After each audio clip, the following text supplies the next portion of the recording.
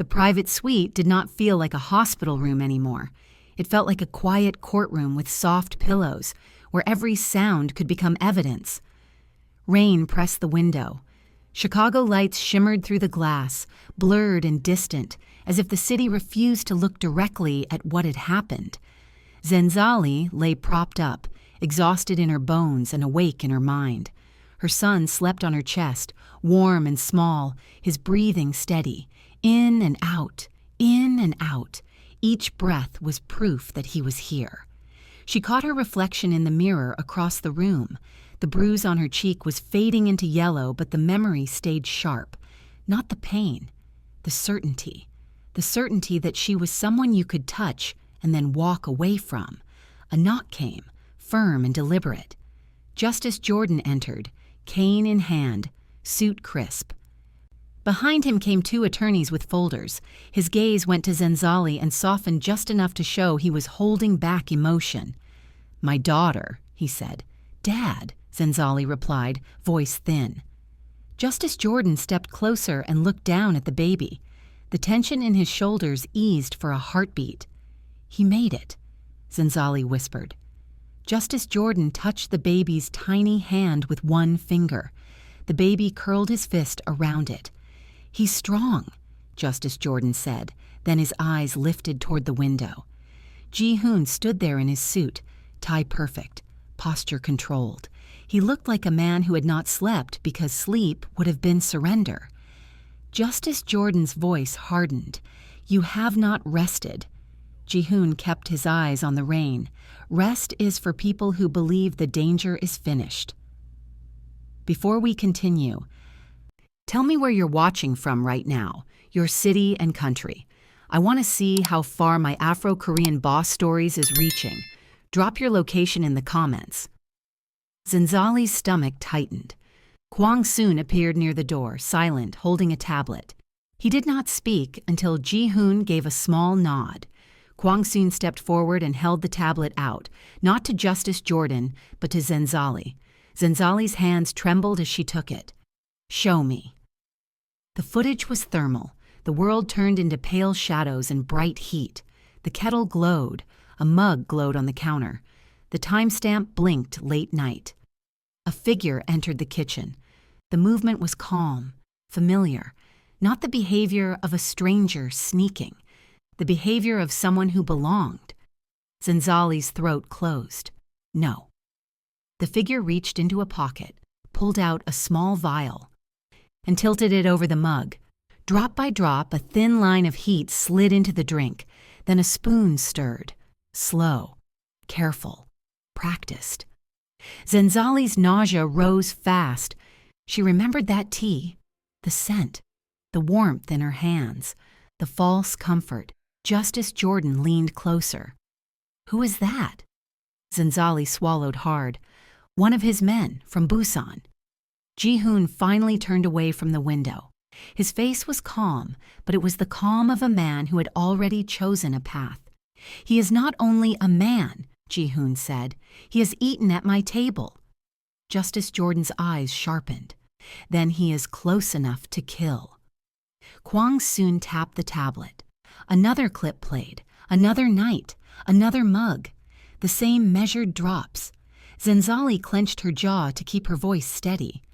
"Was it meant to hurt me?" Ji Hoon's gaze dropped to the baby. For a second, something soft crossed his eyes. Then it vanished. "It was meant to hurt him," Ji Hoon said. The room went still. Justice Jordan's voice lowered. "Explain." Kwang Soon spoke carefully. "The doctors found traces, microdosing. Not enough to end a pregnancy quickly, enough to make complications likely, enough to weaken him before birth." Zenzali's chest tightened. "So they tried to break him before he even arrived." Ji Hoon nodded once. "They wanted my heir to arrive fragile." Justice Jordan's grip tightened on his cane. "Because you married her." Ji Hoon met his eyes.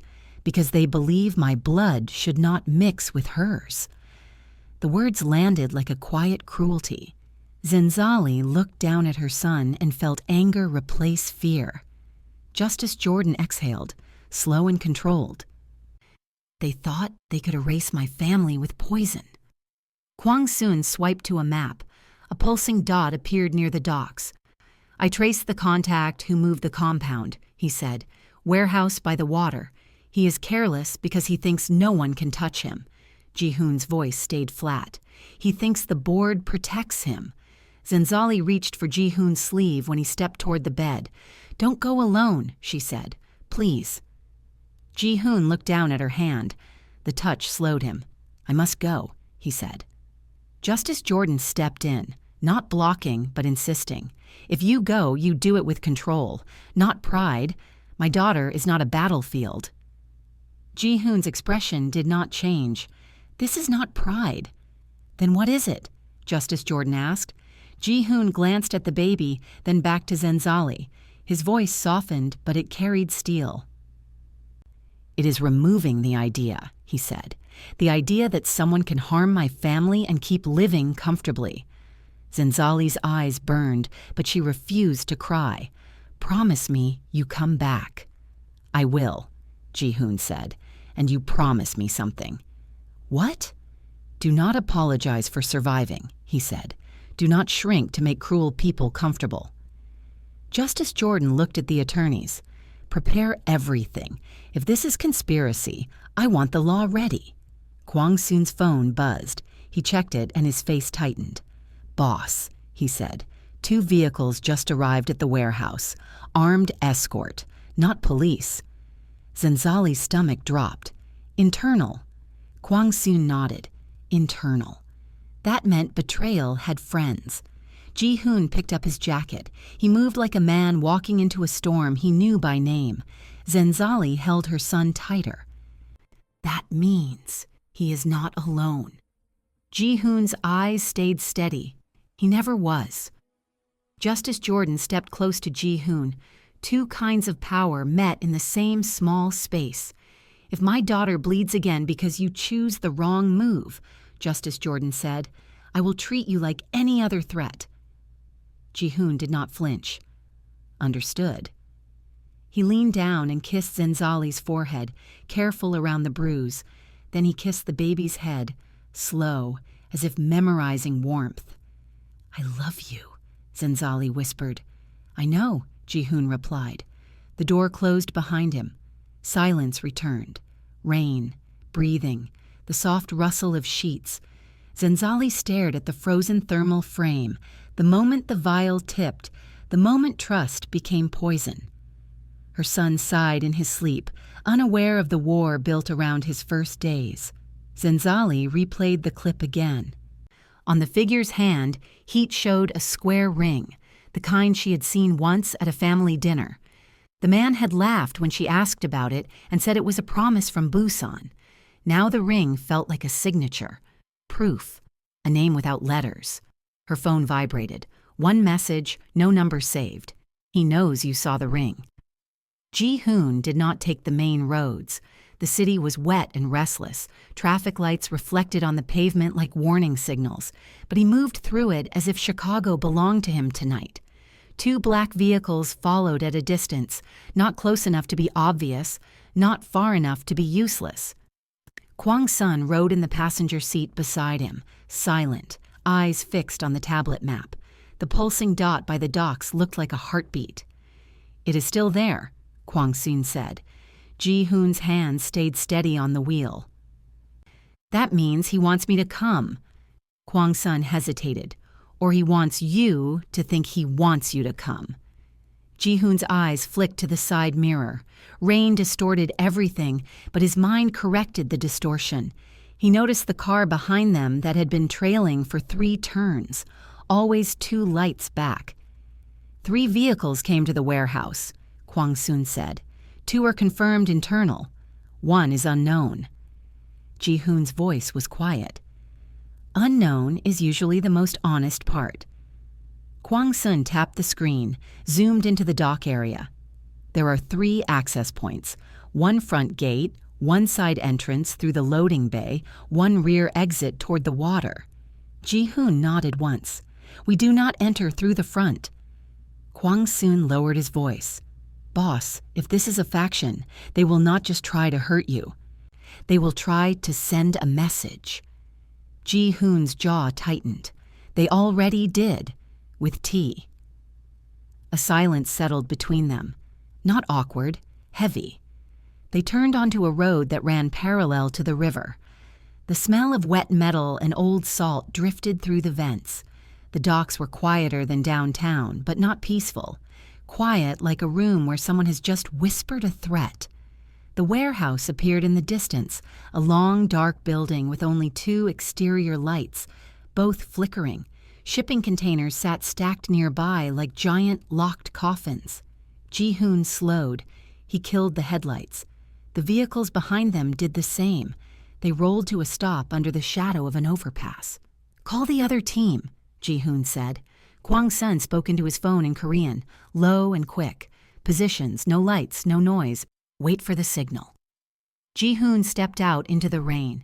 It hit his face cold, sharp, cleansing. His suit darkened immediately. He did not care. 4 men moved behind him, quiet as disciplined shadows. They carried nothing obvious, no long weapons, no dramatic gear. They carried the kind of tools that did not draw attention until it was too late. Ji Hoon looked at the warehouse. His mind flashed to the thermal footage again, the spoon stirring, the vial tipping, the casual cruelty of someone who felt protected. He exhaled once, then he walked. They moved along the riverside first, using stacked containers as cover. Water dripped from metal edges, slow and rhythmic. Somewhere farther down, a boat engine coughed to life, then went silent. Kwang Sun stayed near him, tablet tucked inside his jacket. A guard stood near the loading bay door, smoking under a small overhang, hood up, shoulders relaxed, too relaxed. Ji Hoon watched him for 3 seconds and recognized the stance. Not a dock worker, not police, a Busan-trained man who expected obedience from the world. Ji Hoon raised 2 fingers. One of his men slid away and disappeared behind a container.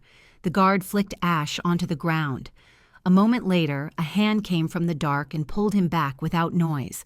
The cigarette fell, hissed in a puddle, and died. Ji Hoon did not look at the body. He looked at the door. Kwang Sun moved closer. "It is locked." Ji Hoon placed his palm against the cold metal.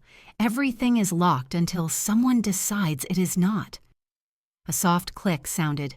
The door eased open just enough. Inside, darkness swallowed the light. The smell hit first: oil, rope, damp wood, and something sharp beneath it, like chemical residue. They slipped in. The warehouse was large, open, with rows of crates and stacks of containers inside. A few portable lamps cast weak pools of light, creating deep shadows between. Voices echoed from the far end. Korean, low, irritated. A laugh that sounded like someone enjoying a private joke. Ji Hoon crouched behind a crate, listened. One voice was familiar, not the one that laughed. The other one, older, steady. Someone who had once stood close to Ji Hoon during Busan meetings, someone who had poured drinks and called him brother. Kwang Sun's eyes narrowed. "He is here."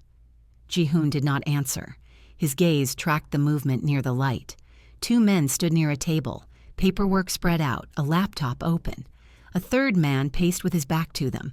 He wore a long coat, hood down, hair slicked, confident enough to show his face. Then the man turned slightly, and the light touched his hand. A square ring. Ji Hoon's chest did not rise fast. He did not show reaction. But inside, something cold settled into place. The man with the ring spoke. He will come. He always comes. He thinks love makes him brave. The laughing man replied, "Love makes men stupid." The ring man smiled. "Not this one. This one is dangerous. That is why we remove his weakness." Kwang Sun's breathing shifted. Ji Hoon's eyes stayed fixed on the ring. Zenzali had seen it. Now the traitor knew she had seen it. That message on her phone was not fear. It was a test. Ji Hoon whispered, "He wants her to feel watched." Kwang Sun nodded. "That means he is closer than we thought. He has reach into your home."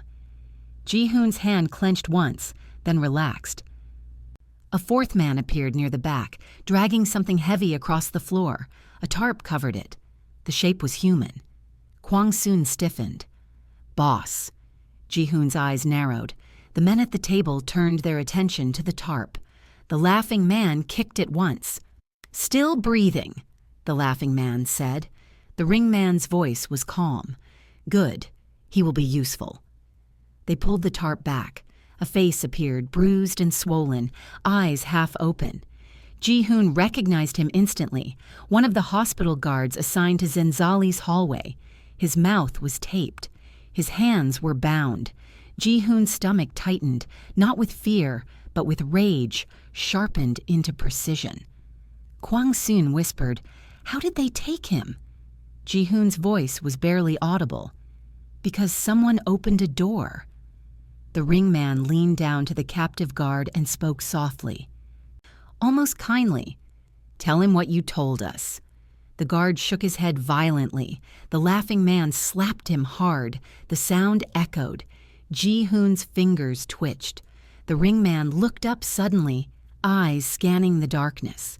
He paused as if he felt something. Then he smiled. He did not see Ji Hoon, but he knew he was near. He spoke louder for the warehouse to hear. "Ji Hoon, you taught me discipline. You taught me loyalty." He stepped away from the table, walked into the open space, hands out slightly like a priest preparing a sermon. "But you forgot one thing," he continued. "Loyalty is not to a man. It is to the line." Ji Hoon did not move. Kwang Soon leaned close. "He is baiting you," Ji Hoon whispered. "He is confessing." The ringman's voice rose. "A child with mixed blood will split the board. Your weakness will become our war. So we end the weakness. We end the distraction. We end the woman." Kwang Soon's eyes flashed. He started to shift forward. Ji Hoon grabbed his sleeve. "Not yet." The ringman laughed softly. "Do you know how easy it was? A few drops. A warm cup. A woman grateful for kindness. She trusted the house." The laughter man clapped. "She did not even taste it."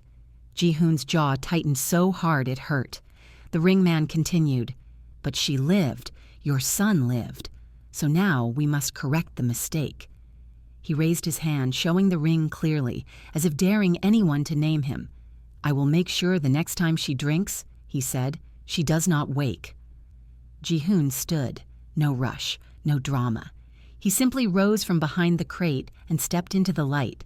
The men froze. The laughing man's smile vanished instantly. His hand dropped to his waist. The ringman stared at Ji Hoon and smiled wider, as if this was exactly what he wanted. "You came," the ringman said. Ji Hoon's voice was quiet. "You used my home." The ringman shrugged. "It was convenient." Ji Hoon took one step forward. "You poisoned my wife." The ringman's tone stayed polite. "I protected the line." Ji Hoon took another step.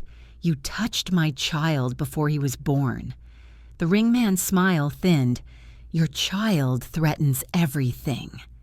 Ji Hoon's eyes turned colder. "My child is everything." The laughing man lifted a small device from the table, pressed a button. A loud metallic bang came from behind Ji Hoon. The side entrance door slammed shut.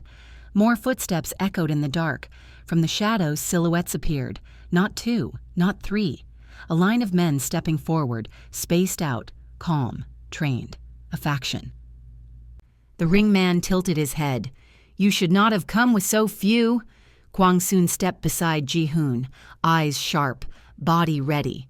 Ji Hoon did not look at the men surrounding them. He looked only at the ringman. "How many?" Ji Hoon asked. The ringman smiled. "Enough." Ji Hoon's mouth barely moved. "Then you miscalculated." The ringman raised an eyebrow. "Did I?" Ji Hoon's phone vibrated in his pocket. One message, a photo. Zenzali's hospital door from the hallway camera angle, with a red circle drawn around the handle. Someone was outside her room right now. Ji Hoon's blood turned to ice. The ringman watched his face and finally showed true satisfaction. He spoke softly, almost tender. "You came to save yourself," he said. But you left her unguarded. Ji Hoon did not move. Rainwater dripped from his hair onto the concrete floor, slow as a clock. Around him, the warehouse held its breath. Men stood in a loose ring, spaced out like they had done this before, like they were confident that numbers were the only language that mattered. The ringman watched him closely, waiting for the first crack. He wanted panic. He wanted rage. He wanted Ji Hoon to forget strategy and become an animal. Instead, Ji Hoon's face went still. Kwang soon leaned in, voice barely a whisper. "Boss, is it real?" Ji Hoon's eyes stayed on the ringman. It is real enough to force a choice. The ringman smiled, pleased. You felt that, didn't you? The moment you realized power cannot be in two places at once. Ji Hoon slid his phone from his pocket, kept it low, screen hidden from the circle. The photo was clear. Zenzali's hospital door, the handle circled, a shadow near the frame. Half caught by the hallway camera, someone was there now. Ji Hoon's heart did not race. His blood did not boil. He felt something worse, a calm so sharp it could cut. He tucked the phone away. "You planned this," Ji Hoon said. The ringman spread his hands. "I prepared for you, the same way you prepare for everyone else." Kwang Soon's eyes darted across the warehouse, counting exits, angles, risks. "You brought us here to keep you safe while they go to the hospital." The laughing man snorted. "Safe? He thinks he is safe. That is adorable." Ji Hoon finally looked at the laughing man, one glance cold and dismissive. Then he looked back at the ringman. "You used my guard," Ji Hoon said, nodding toward the bound hospital security man on the floor. The guard's eyes were wide, pleading, ashamed, furious, all at once. The ringman's voice stayed smooth. He was easy. Fear is always easy. Ji Hoon's jaw tightened. "Where is the second team?" The ringman's smile deepened. "Asking questions already. Good. That means you are thinking. Thinking means you will suffer longer." Kwang Sun's hand inched toward his coat. "Boss, give the order." Ji Hoon's voice stayed low. "Not yet." The ringman chuckled. "Still disciplined, still respectful. You taught me well." Ji Hoon stepped forward one pace. The circle tightened instinctively. "You were not taught well," Ji Hoon said. "You were tolerated." The ringman's smile flickered for the first time. "You want to talk about tolerance?" The ringman replied, voice sharpening. "When you brought her into our world and expected us to clap, a woman who is not from our blood, a child who will be used against us by every enemy we have ever made." Kwang Soon's expression hardened. "The enemy is standing in front of us." The ringman ignored him. His eyes stayed on Ji Hoon, like this was a family argument and the rest were furniture. "You think you can change the board with love," the ringman said. "Love does not change men like us. Love exposes them." Ji Hoon's eyes dropped to the ring. The square shape glinted under weak warehouse light. "You wear that ring like a badge," Ji Hoon said. "Who gave it to you?" The ringman's nostrils flared. A beat, a pause too long. If you caught that ring detail, you're already deep in this story. Subscribe to my Afro-Korean boss stories right now. And if you're choosing not to subscribe, tell me your real reason in the comments. Ji Hoon kept his voice steady. "Tell me." The laughing man shifted his weight. One of the men behind him adjusted his stance. Small movements, nervous. The ringman's tone remained polite, but it lost warmth. "It was earned." Ji Hoon nodded slowly. "Then you are not the leader." The ringman's smile disappeared. Kwang Sun's eyes widened slightly, understanding. "Boss," Ji Hoon continued, speaking to the ringman like he was peeling back a lie. "You are a messenger, a loyal dog. You think you are saving the line, but you are only doing what someone else ordered." The ringman's voice turned colder. "Careful." Ji Hoon did not flinch. "You do not decide the board. You do not decide the future. Someone with more power decided my wife should be poisoned, and they gave you a ring so you would feel important while you did it. The ringman's hand tightened into a fist. In that moment, Ji Hoon saw it, not just hate, shame. The ringman spoke through his teeth. Do you want to say his name? Ji Hoon's eyes narrowed. Yes. The ringman's gaze flicked to the warehouse ceiling, then to the men around them, as if he was checking who might report him. He smiled again, but it was forced. You think if you learn his name, you win. You do not. Knowing his name only tells you how many lives you need to ruin before this ends. Kwang Soon's voice was tight. Your men are already ruined. The ringman raised his chin. Ruined men still follow orders. Ji Hoon glanced toward the bound hospital guard again. The man's eyes locked onto Ji Hoon's, begging. Ji Hoon understood the plea. He did not want to die here. He did not want Zenzali to pay the price for his mistake. Ji Hoon's voice softened just a little. Tell me who opened the hospital door. The guard tried to speak through the tape. He shook his head violently, then nodded toward the ringman, then toward the back of the warehouse, as if the answer was deeper than the person standing in front of them. Kwang Soon crouched beside the guard and ripped the tape off gently. The guard coughed, then whispered, voice raw. It was not me, I swear. Someone called me. Said they were from the unit upstairs. Said there was a code. Said the baby's chart needed a signature. I stepped away for 2 minutes. Kwang Soon's eyes sharpened. What number called you? The guard swallowed. Blocked. Ji Hoon's gaze went hard again. A professional. The ringman smiled. Of course. You expected amateurs after all these years. Ji Hoon looked at Kwang Soon. Call the suite, now. Kwang Soon lifted his phone. Dialed. Put it on speaker. It rang once. Twice. Then the line went dead.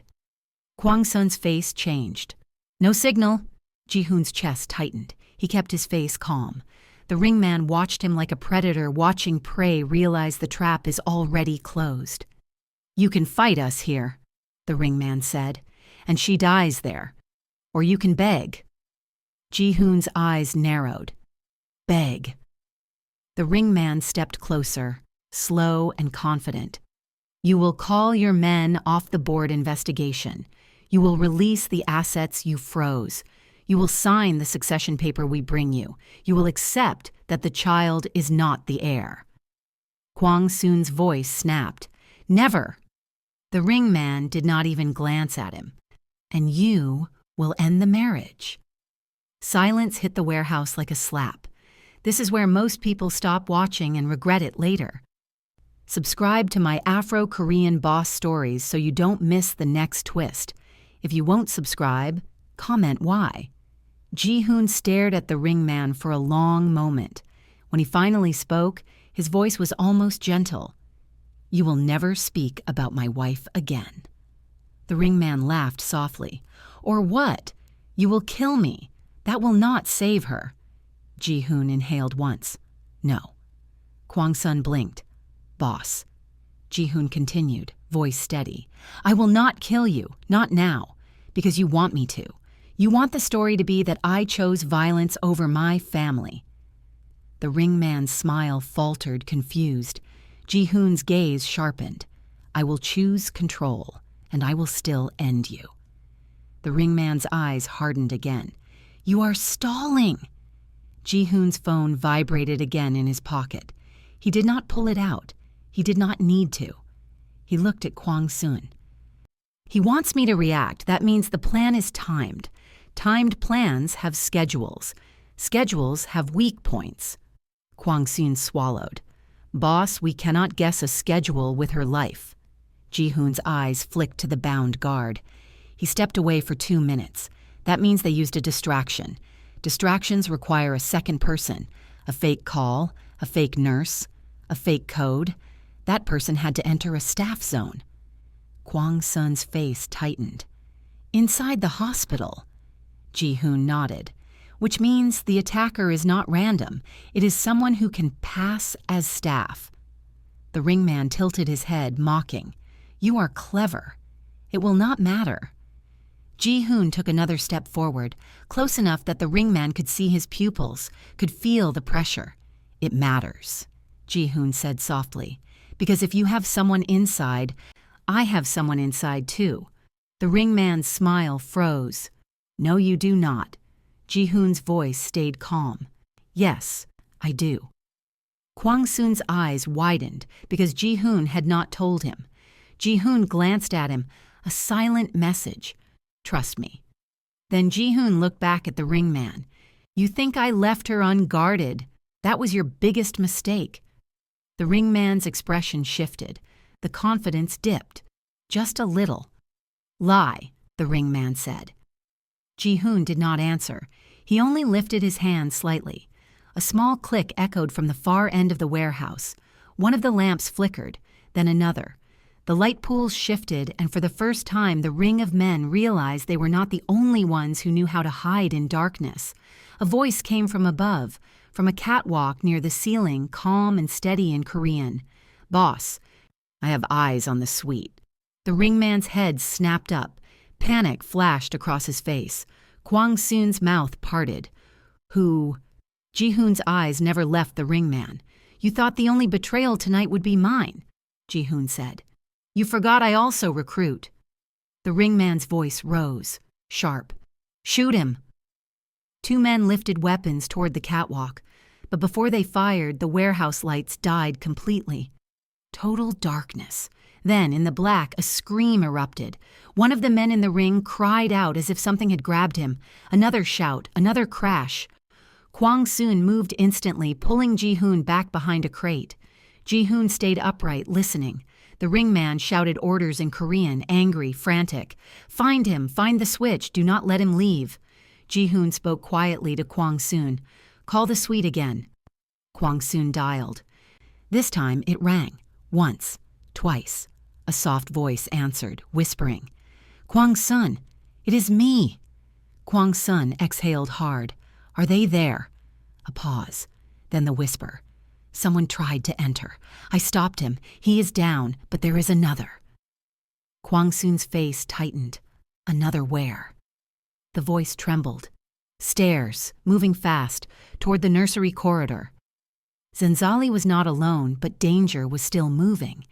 Ji Hoon's chest tightened. The ringman's voice suddenly cut through the dark. Closer now.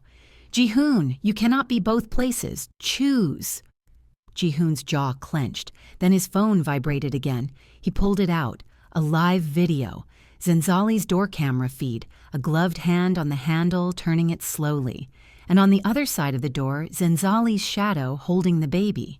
The gloved hand turned the handle slowly. Like whoever owned it wanted the person inside to hear every millimeter of movement. The camera feed shook slightly, as if the hall light flickered. Zenzali stood in shadow behind the door, baby pressed to her chest, her body angled so her bruised cheek stayed away from the peephole. She did not cry. She did not freeze. She listened. In the warehouse, Ji Hoon stared at the screen as if his eyes could become hands.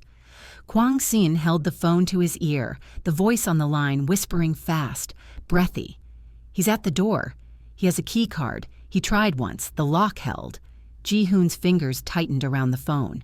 His voice stayed level, controlled. Where is the nurse? She's in the room with her, the voice said. The one you placed. She is holding position. Ji Hoon swallowed once. That was enough confirmation. He had prepared. But preparation never erased fear when the person you loved was in the crosshairs. The ringman's footsteps scraped across concrete in the dark. His voice drifted closer, taunting. You hear the lock, don't you? That sound. That is the sound of a man realizing his power has limits. Ji Hoon did not respond. He clicked the phone to speaker so Kwang Soon could hear. Zenzali, he said. A pause. Then Zenzali's voice came through, soft but steady. I'm here. Hearing her voice hit him harder than any threat. Tell me what you see, Ji Hoon said. Zenzali breathed in. Door handle moving. Someone is outside. I see a shadow under the gap. Not hospital shoes. Boots.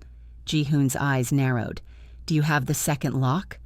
Yes, Zenzali whispered. I locked it. I moved the chair like you told me. Kwang Soon's voice was tight. Boss, we must leave now. Ji Hoon's mind moved in cold calculations. Distance, time, their position at the docks, the hospital suite, the attacker with a keycard. He could not physically reach her fast enough. He needed something else. In the warehouse, a faint emergency light glowed near the back wall, enough to outline the ringman's face when he stepped into it. He looked satisfied, like he could taste victory already. You think you planted someone to protect her, the ringman said. You think you planned for this. But my people are inside hospitals, banks, courts, everywhere. That is why the board survives. Kwang Soon whispered, He is stalling you again. Ji Hoon's voice stayed flat. He wants me to come unbalanced. The ringman smiled wider. Or what? You will sit there and watch. A loud click sounded in the hospital feed. The lock. The key card. The first defense giving way. Zenzali's breath caught. She pulled the baby tighter. The baby stirred, a tiny whimper. The voice of the nurse Ji Hoon, planted, low and firm, came through the phone, too. He's forcing the latch. Ji Hoon's chest tightened. Do not open the door, he said, voice sharp now. Zenzali whispered, I won't. The ringman laughed softly. Listen to her. She wants to be brave. How sweet. Ji Hoon's jaw clenched. He made a decision. Kwang Sun, he said, signal the dock team. Activate Plan Delta. Kwang Soon blinked. Boss, Delta is... Ji Hoon's eyes stayed cold. Now. Kwang Soon did not argue again. He lifted his phone and spoke into it quickly. In the hospital feed, the gloved hand stopped moving for a moment, as if whoever was outside had heard something through an earpiece. Then the hand tried again. Harder. Zenzali whispered, He knows he has seconds. Ji Hoon spoke into the phone. Zenzali, move away from the door, go to the bathroom, lock it, take the baby, now. Zenzali hesitated. If I move, he comes in and searches. Move, Ji Hoon repeated. Do not make yourself the prize. The nurse's voice cut in. Go, I'll delay. Zenzali swallowed and moved, slow and careful, carrying her son. Her bare feet made no sound on the carpet. She entered the bathroom, shut the door, locked it. The phone feed became muffled. In the hallway, the door to the suite finally opened. A rush of air, a shadow entering. Then the nurse spoke, calm but firm, like a wall with a voice. You are not authorized, a male voice replied, low and irritated. Move. A scuffle. Furniture scraping. The nurse grunted. Something hit the wall. Zenzali's breath came fast now. She covered the baby's mouth gently with her hand, not to silence him harshly, but to keep him calm. In the warehouse, Ji Hoon's shoulders stayed still, but his eyes turned feral. The ringman watched him and leaned closer, voice soft like poison. You can hear her fear. That is what you married into, fear. Ji Hoon finally looked at him. You confuse fear with weakness. The ringman shrugged. Fear makes mistakes. A muffled crash came through the phone. The nurse cried out, pain sharp. Zenzali whispered, barely audible. No. Ji Hoon's voice tightened. Hold. The ringman smiled. You see, you are helpless. Then another sound came through the phone. Not screaming, not panic. A new sound, a calm clicking, metal, a second lock. The bathroom handle rattled from the outside. The attacker had found the second door. Zenzali's voice trembled but stayed clear. He's here. Ji Hoon's blood turned to ice. The ringman lifted his chin, savoring it. He will not kill her immediately, he said. He will wait so you can imagine it. Kwang Soon's phone buzzed. He looked down, then up. Boss, Delta is live. Ji Hoon asked, where? Kwang Soon's voice was tight. Hospital power grid. We have access to the wing. Ji Hoon's jaw clenched. Do it. Kwang soon spoke quickly into the phone. In the hospital feed, lights flickered. The hallway camera went grainy. Then suddenly the entire corridor went dark. Emergency lights snapped on, red and faint. The attacker froze in the hallway. In the bathroom, Zenzali whispered. The lights went out. Ji Hoon's voice stayed steady. Yes, now listen. You will hear footsteps. When you do not move. Stay low. Stay silent. Zenzali swallowed. Okay. In the dark corridor, the attacker's silhouette shifted. He lifted his hand to his ear, like he was listening to instructions. Then another silhouette appeared behind him, a shadow moving quietly, smooth, confident, not running, approaching. The attacker spun. The shadow struck fast. A muffled hit, a grunt, a body collapsing. Zenzali's breath caught. What was that? The voice on Ji Hoon's line, the one from the catwalk earlier, whispered, Target down. If you're still here after that blackout, you're officially one of us. Subscribe to my Afro-Korean boss stories now. And if you're not subscribing, tell me what's stopping you in the comments. Ji Hoon exhaled once. Relief tried to rise, but it was too early, because the ringman laughed again in the warehouse. Slow. Cruel. Beautiful, he said. You saved her from the first knife. Ji Hoon's eyes narrowed. First? The ringman nodded. Yes, first. Kwang Soon's face tightened. Boss. The ringman's voice grew sharper. While you played hero, the board moved the real piece. Ji Hoon's phone vibrated again. Another live feed. Not Zenzali's door. A different camera. The nursery corridor. A gloved hand pushing a cart toward the newborn unit. The cart had a blanket draped over it. Under the blanket, a small shape moved. Ji Hoon's throat tightened. Zenzali's voice whispered from the bathroom, unaware. Is it over?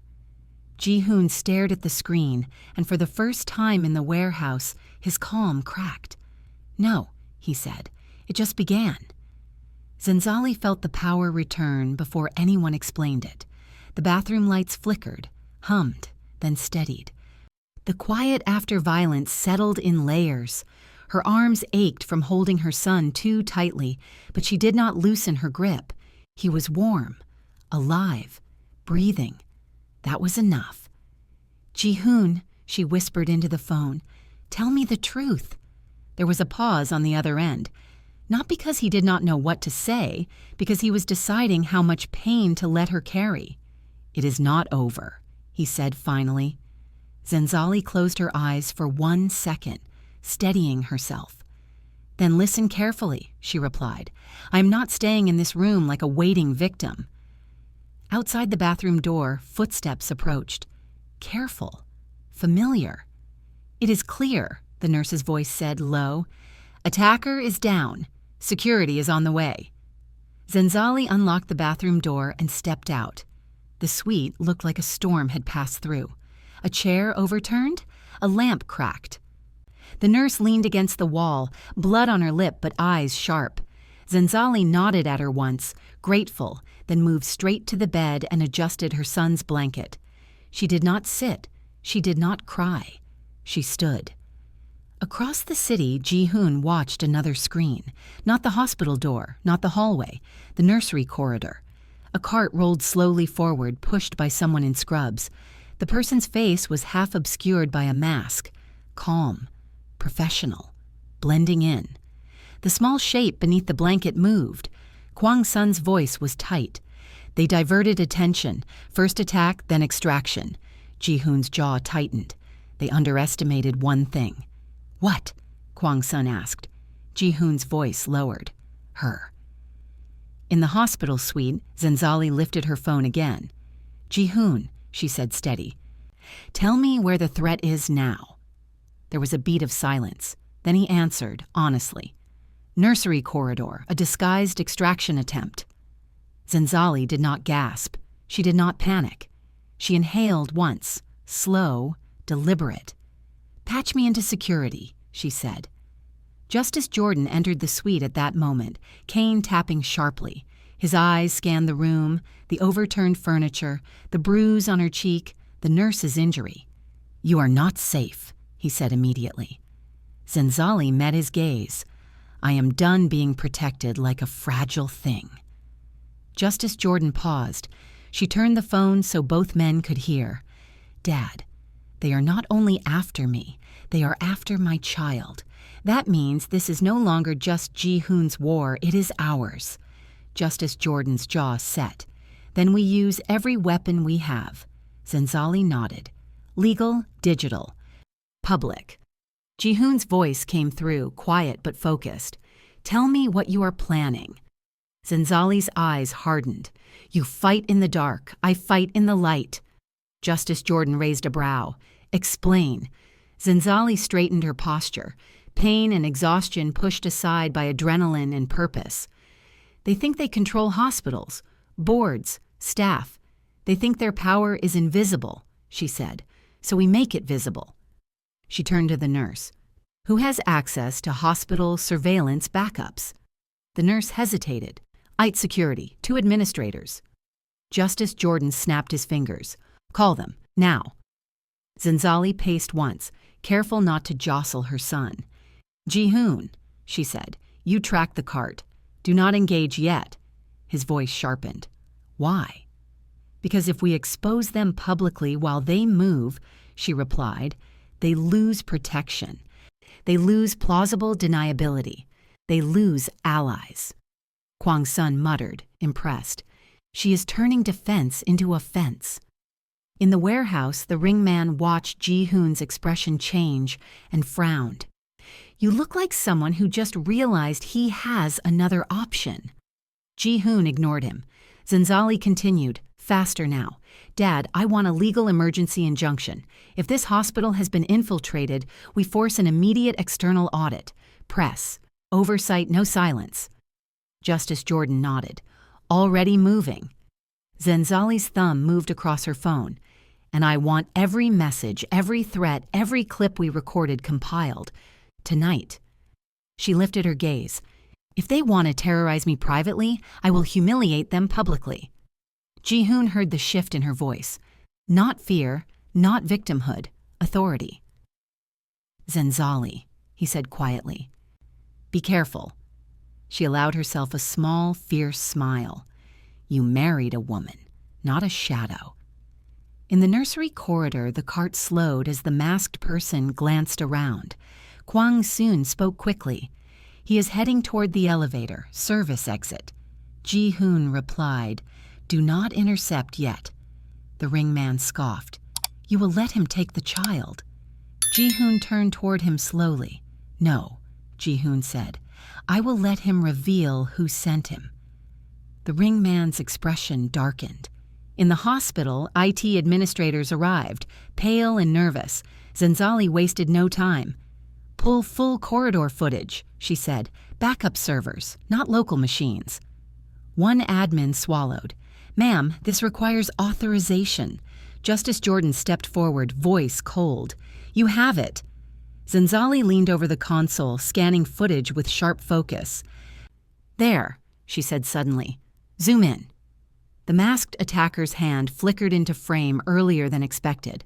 A badge clipped to his uniform. Zenzali froze the image. Enhance. The admin hesitated, then obeyed. The badge number sharpened. Zenzali's eyes narrowed.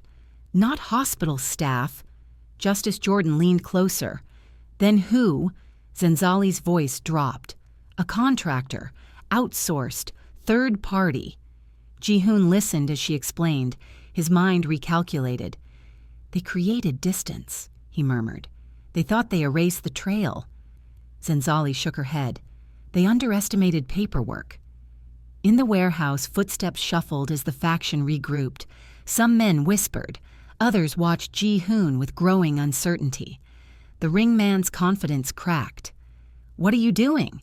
Ji Hoon's voice was low. Waiting. For what? For your employer to panic, Ji Hoon replied. As if summoned by the words, Kwang Soon's phone buzzed. Boss, he whispered. We intercepted communications. The attacker is receiving real-time instructions. Ji Hoon asked, From where? An encrypted number, Kwang Soon said. but the signal is bouncing through one origin. Ji Hoon's eyes sharpened. Trace it. In the hospital suite, Zenzali sat at the console now, baby resting against her shoulder. Her exhaustion pressed at her, but she ignored it. "Put the encrypted line on screen," she said. Justice Jordan looked at her. "You should rest." She met his gaze. "Not until my son is safe." Ji Hoon's voice softened for a fraction of a second. "He will be." Zenzali replied quietly, "Then help me make sure no one ever tries this again." The attacker reached the elevator. The doors opened. Before he stepped in, his phone vibrated. He paused, reading instructions. That pause was enough. Ji Hoon spoke calmly. "Now." Security lights flared at the far end of the corridor. A uniformed officer stepped into view. Another followed. The attacker's shoulders tightened. He pushed the cart faster. Zenzali leaned forward. "Don't let him leave the camera grid." Ji Hoon replied, "He will not." The attacker rounded a corner, heading for a secondary exit. Then another figure stepped into frame. A woman, tall, calm, wearing a staff jacket. She walked directly into his path. The attacker stopped short. She spoke quietly, but the microphone caught it. "You took the wrong child." The attacker hesitated. That hesitation cost him. Two security officers lunged from behind. The cart slammed into the wall. The blanket slipped. Inside, the small shape wriggled, but it was not Zenzali's son. It was a weighted decoy. The attacker froze in shock. Zenzali exhaled slowly. Ji Hoon murmured, impressed, despite himself, "You planned a switch." Zenzali nodded to herself. "You planned protection. I planned misdirection." Justice Jordan smiled grimly. "That's my daughter." In the warehouse, the ringman stared at Ji Hoon, finally understanding that control was slipping. "You set a trap!" he spat. Ji Hoon's voice was colder than steel. "You walked into it." The attacker was cuffed. Security swarmed. The woman in the staff jacket looked up at the camera and spoke calmly, "Target secured." Zenzali leaned back slightly, relief washing through her in a controlled wave, but her eyes did not soften. "This is not the end," she said quietly. "Now we expose who sent him." Ji Hoon watched the ringman. "So," Ji Hoon said, "tell me again who you are loyal to." The ringman's silence stretched. For the first time, fear touched his face, because the war was no longer only in the dark. It was stepping into daylight. The ringman's silence did not last long. Silence never survives fear. In the warehouse, the emergency lights pulsed red against wet concrete. Shadows moved along the walls like they had their own intentions. Men shifted, uncertain now, because uncertainty spreads the moment a leader stops looking invincible. Ji Hoon stepped closer to the ringman slowly, not aggressive, not rushed. His calm was worse than rage. Rage could be manipulated. Calm could not. "You said loyalty is to the line," Ji Hoon murmured. "Whose line?" The ringman's jaw tightened. He looked left, then right, calculating who would protect him if he spoke, who would punish him if he did not. Kwang Soon watched him like a hawk. "He is waiting for permission." Ji Hoon nodded once. "He will not get it." The ringman forced a smile, but it came out crooked. "You think you won tonight because you saved the baby." Ji Hoon's eyes did not blink. "I think you lost tonight because you tried." The ringman's smile collapsed. At the hospital, Zenzali stood with her father in the suite, phone pressed to her ear, eyes fixed on the security screen replaying the nursery corridor. The attacker sat on the floor in cuffs, head lowered, surrounded by officers. Justice Jordan paced once. "I want his name. I want the contract trail. I want every person who touched this plan." Zenzali's voice stayed steady. "We will get it, but we do not rush. We make him talk with truth, not with pain."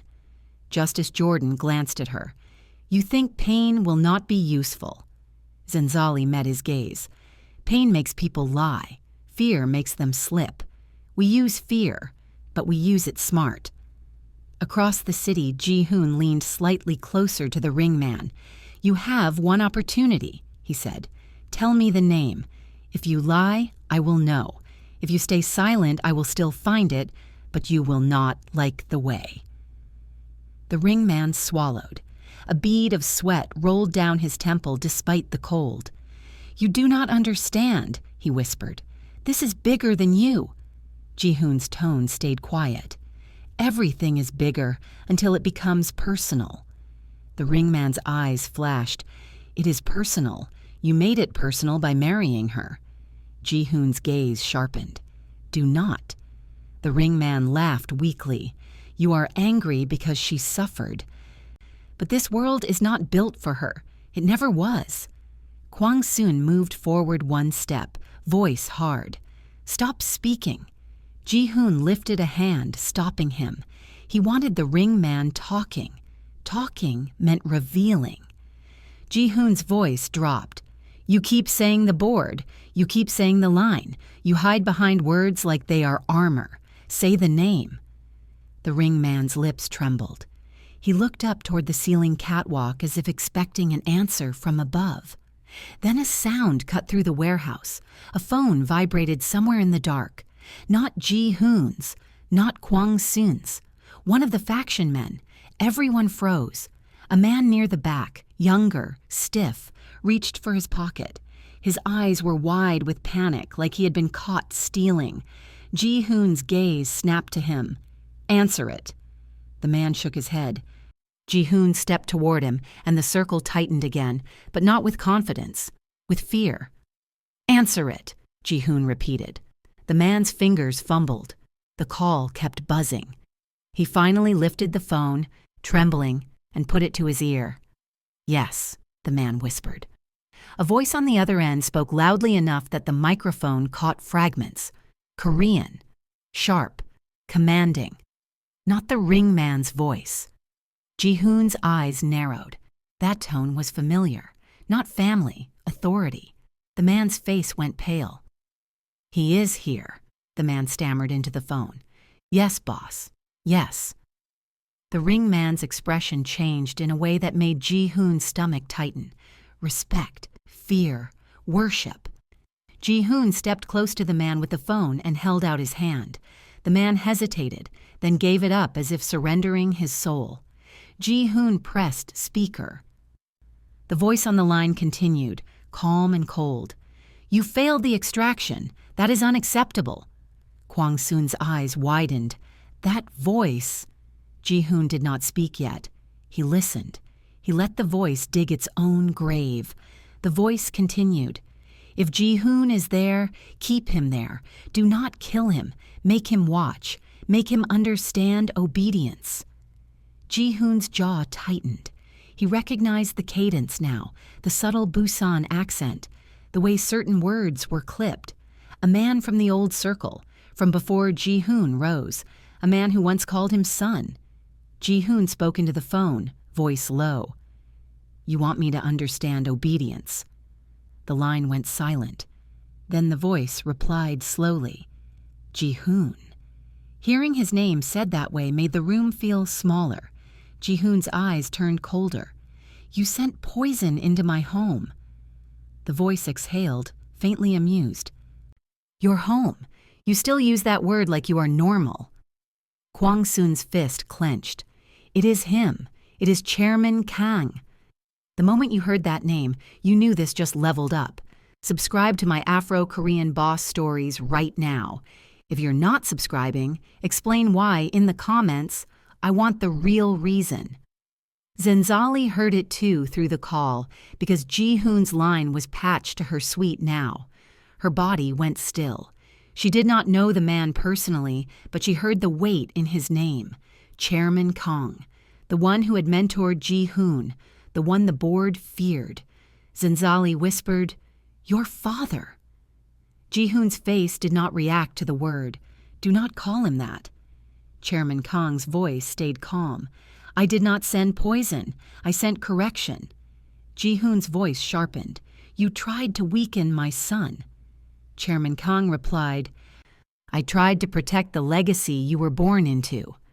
Zenzali's hand tightened around her baby. He is a baby, she whispered, voice shaking with rage. He is not a chess piece. Justice Jordan leaned toward the phone, his tone lethal. This is Justice Jordan. You are speaking about attempted harm to my grandson.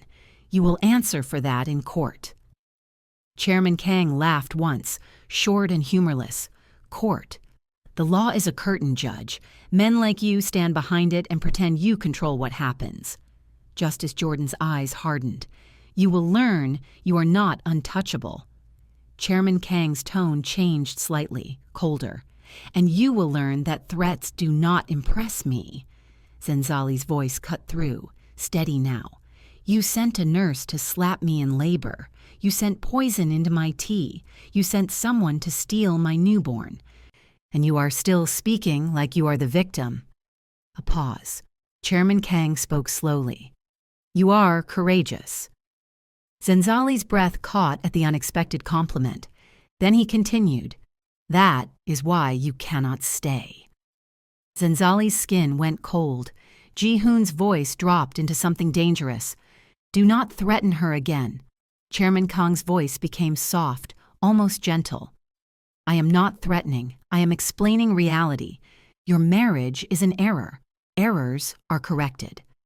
Zenzali held the baby tighter.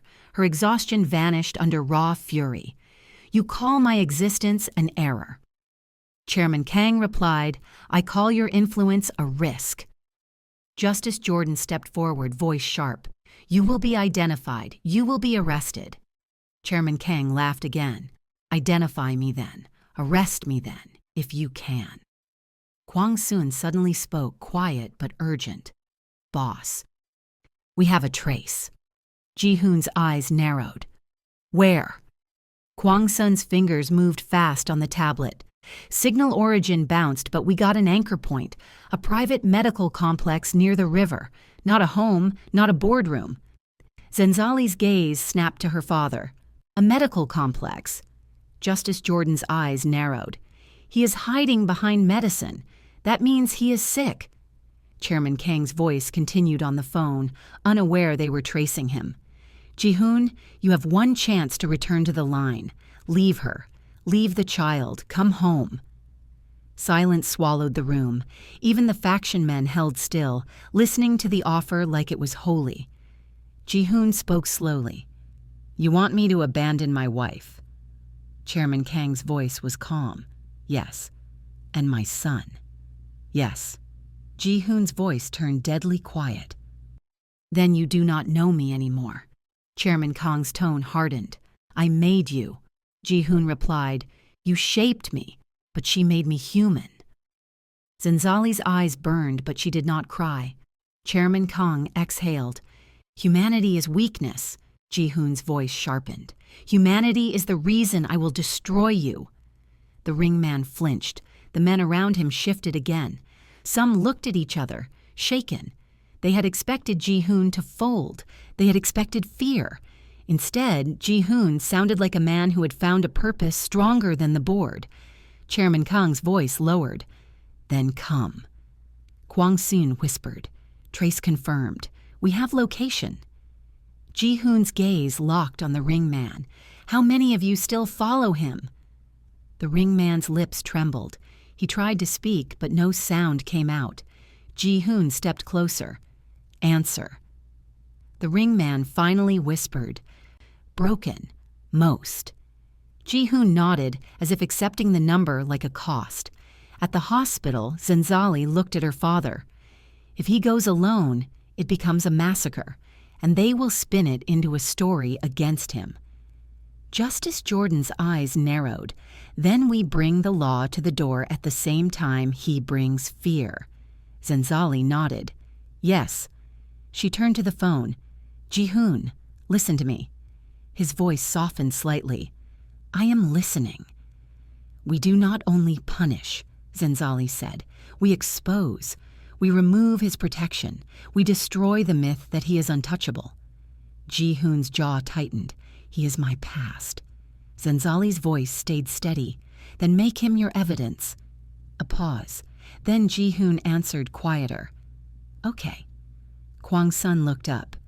Boss, police cannot touch him without proof, but we have thermal footage, hospital footage, trace logs, contract records. Well, your wife is building a case in real time. Ji Hoon turned his head slightly, eyes distant for a second, imagining Zenzali at a console, holding their baby, refusing to break. Something shifted in him. Chairman Kang's voice cut back in. Ji Hoon, if you come as a son. If you do not, you will come as an enemy. Ji Hoon's voice turned sharp. I am already your enemy. The line went dead. Silence fell in the warehouse. Then the ringman whispered, almost to himself, he will kill all of us. Ji Hoon's voice stayed calm. No. The ringman looked up, confused. Ji Hoon continued, I will remove the man you worship, and then you will have to live with what you did without his shadow to hide behind. At the hospital, Zenzali exhaled slowly. She looked at her father. We need to move, now. Justice Jordan nodded. We move. We document. We bring oversight. We bring warrants. We bring cameras. Zenzali's eyes hardened. And we bring consequences. In the warehouse, Kwang's son leaned toward Ji Hoon. Boss, he wants you to come to that medical complex. It will be guarded. Ji Hoon stared at the location on the tablet. Then he lifted his phone and typed a message. 2 words, to a number Zenzali did not recognize. Bring media. The medical complex sat near the river like it had nothing to hide. From the outside, it looked clean, quiet, respectable.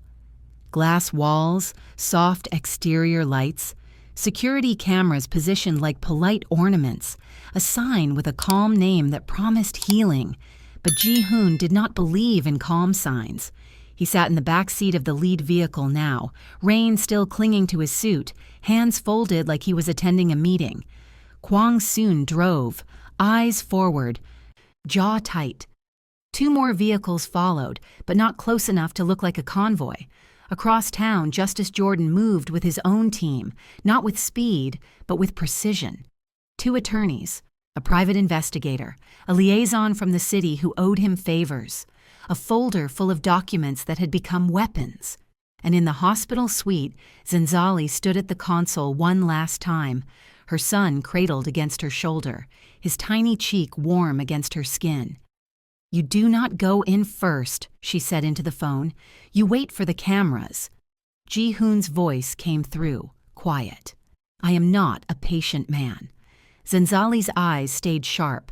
Tonight is not about patience. It is about control.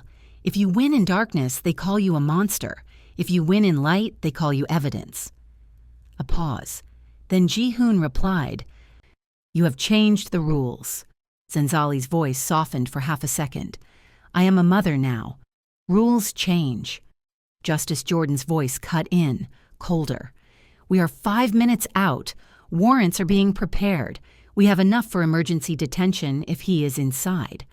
Kwang's son glanced at Ji Hoon. Boss, media is moving. Ji Hoon did not smile, but something in his eyes settled. Not rage, certainty. They arrived at the complex and did not enter. They parked across the street under a line of trees that hid the vehicles just enough. Rain tapped the roof like impatient fingers. Ji Hoon watched the entrance. Security guards rotated at the front door, faces blank, hands near belts, posture trained. Not hospital security, private. Kwang's son whispered, They know you are coming. Ji Hoon nodded. Good. On the opposite side of the complex, headlights appeared. A news van, then another, then a third. They did not come screaming with sirens. They came steady, cautious, like they had been told there was a story bigger than a routine report. Ji Hoon's phone vibrated. One message from an unknown number. We are in position. Ji Hoon replied with one word, now. The first journalist stepped out, umbrella up, camera operator beside her. She turned toward the complex, then toward Ji Hoon's vehicle, as if someone had whispered where to aim. Ji Hoon stepped out into the rain. The moment he did, the entrance guards stiffened. They recognized him. The journalist lifted her microphone. "Sir, are you Ji Hoon Kang?" Ji Hoon looked at her once. "Yes." "Are you here because of the attempted kidnapping of a newborn at Mercy Hospital tonight?" she asked. The words cut through the air like a blade. Several guards at the entrance shifted, suddenly alert in a different way. Attempted kidnapping was not a rumor you could swallow quietly. Ji Hoon did not raise his voice. "I am here because someone tried to harm my wife and my child," he said, "and the person who ordered it is hiding behind this building." Cameras zoomed in. The journalist's eyes widened slightly. "Do you have proof?" Ji Hoon turned his phone screen toward her for a moment.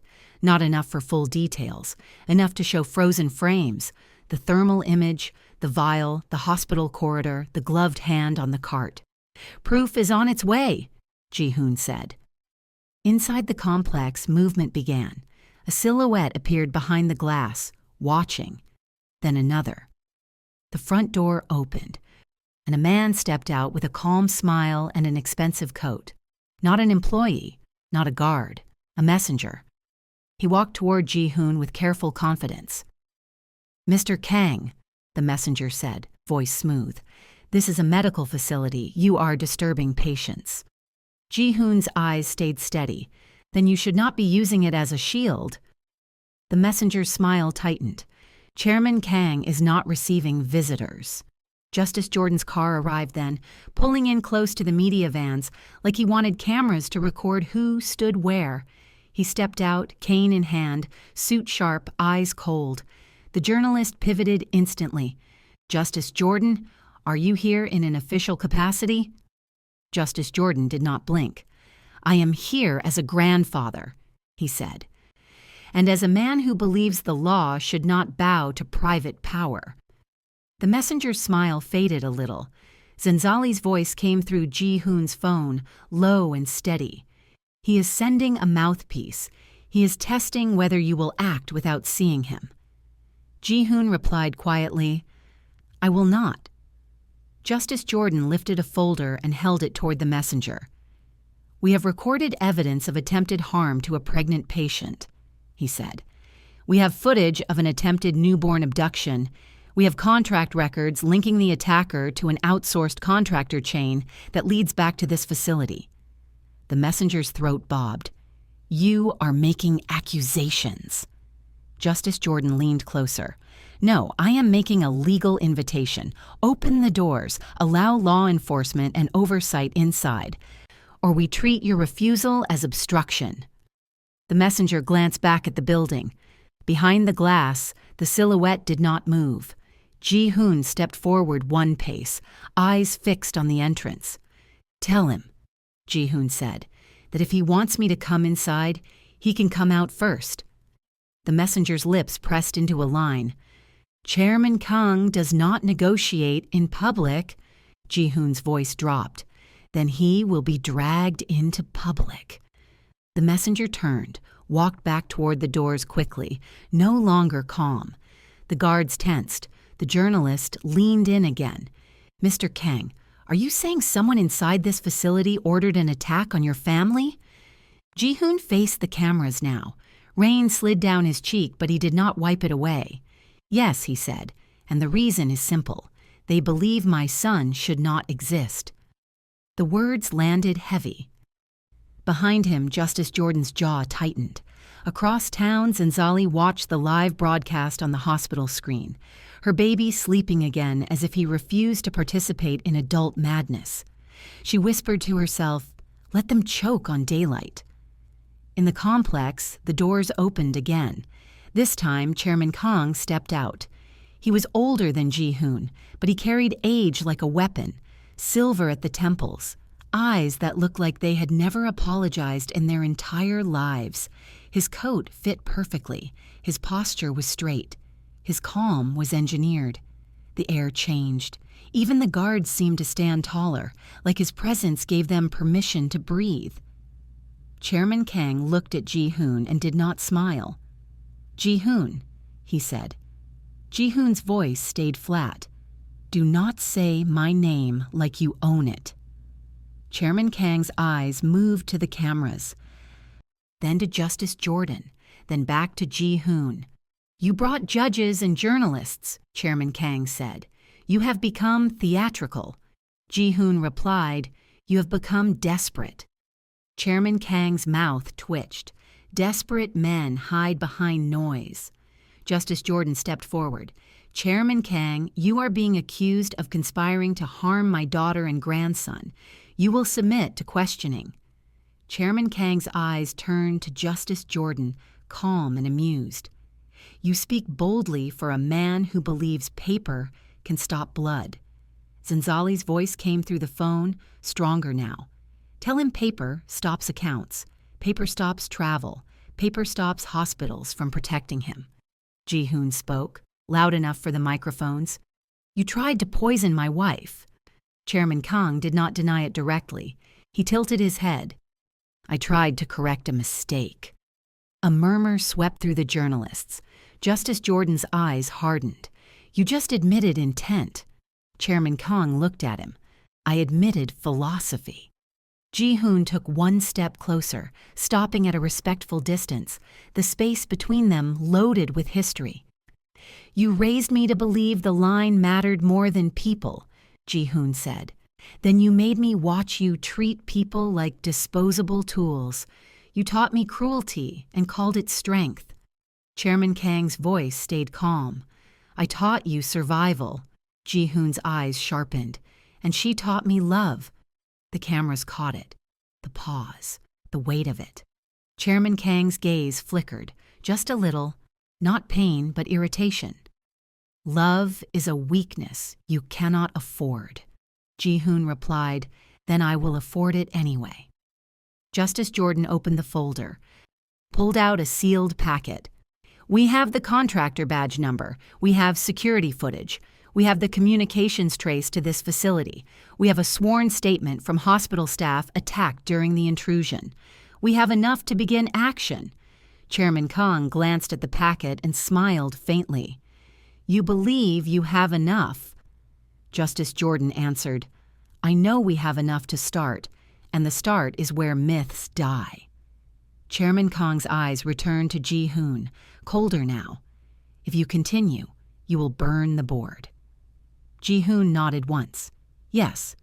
Chairman Kang's voice sharpened. "You will burn your own name." Ji Hoon replied, "My name is not worth my son's safety." The journalist leaned forward. "Mr. Kang, are you saying you will cooperate with authorities?" Chairman Kang did not look at her. He looked at Ji Hoon. "You have chosen her," Chairman Kang said quietly. "Then you have chosen war." Ji Hoon's voice did not rise. "You started this war when you put poison in her cup." Chairman Kang's eyes narrowed. "You think cameras protect you?" Ji Hoon replied, "No, cameras protect her." Justice Jordan lifted his chin. "Law enforcement is arriving. You will either walk inside with us or you will be escorted." For the first time, Chairman Kang's calm slipped. Not much, just enough. He glanced toward the entrance as if measuring exit paths. Ji Hoon noticed. Kwang's son whispered, "He is thinking of running." Ji Hoon replied quietly, "He will not." Because at that exact moment, police vehicles arrived at the curb, lights flashing against the wet street, reflecting off the river like a warning. The officers stepped out, coordinated, serious, not frightened. Chairman Kang's jaw tightened. He looked at Ji Hoon again, voice low. "You have turned your wife into a banner." Ji Hoon answered. She turned herself into a wall. Zenzali's voice came through one last time, soft and final. "Tell him my son will grow up knowing his mother did not beg for permission to exist." Ji Hoon lifted the phone slightly, letting the microphone catch her words. Chairman Kang heard them. His eyes hardened. Justice Jordan stepped forward, cane tapping once like a gavel. "Chairman Kang, you are requested for questioning and you are being served notice of emergency legal action. You will comply." Chairman Kang stared at the cameras, at the officers, at the rain, at the river, as if he finally understood the trap. He was not surrounded by Ji Hoon's men. He was surrounded by visibility. He spoke quietly, almost to himself. "The world is changing," Ji Hoon replied. "Yes, and you are not in control of it." Chairman Kang turned and walked toward the entrance under officer escort. He did not resist, but his posture screamed promise of future retaliation, promise that he would not accept humiliation quietly. Ji Hoon watched him go, and something in him settled, not satisfaction, but resolve. Just as Jordan stood beside him. "This is not the end." Ji Hoon nodded. "No." In the hospital suite, Zenzali finally sat down, slowly, her legs shaking now that adrenaline was fading. She looked down at her son and kissed his forehead. "You are safe tonight," she whispered, "and tomorrow we keep fighting smart." On the street outside the complex, the journalist asked Ji Hoon one last question. "Mr. Kang, what happens now?" Ji Hoon looked straight into the camera. "Now," he said, "the people who thought they could hurt my family in silence learn what it feels like when the light hits them." If you made it to the end, subscribe to my Afro-Korean boss stories because the next story is even more ruthless, and you're going to want to see what happens to the insider who helped from inside. And if you're not subscribing, comment your reason, because I genuinely want to know what's holding you back.